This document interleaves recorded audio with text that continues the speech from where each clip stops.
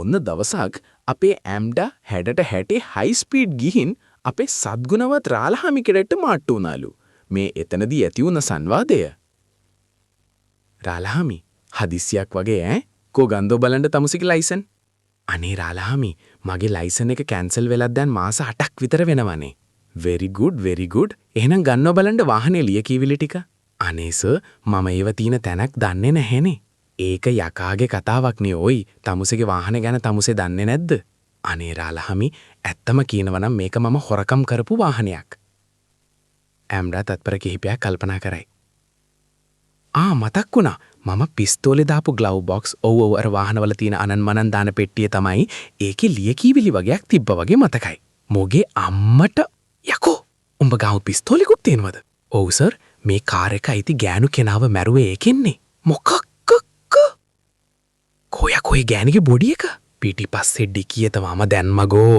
රාලහාමි සැනේකින් රාජකාරී පිස්තෝලේගෙන අද්දක උස්සප්පිය පරයා. තෝ හෙල්ලුනොත් තියෙනවා උළුකට්ටු කුඩු වෙන්න දැනගනින්. hands up.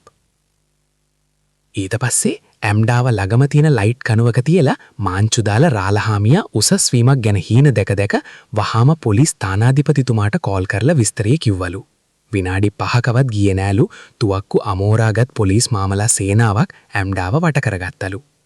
ඒ අය මැදින් ලොකු බඩක් තියෙන සෑපාට බුවෙක්. ඒ කියන්නේ ස්ථානාධිපතිතුමා. ඒ කියන්නේ පොලිස් OIC මහත්තයා ආවලු ඇම්ඩාගෙන් ප්‍රශ්න කරන්න.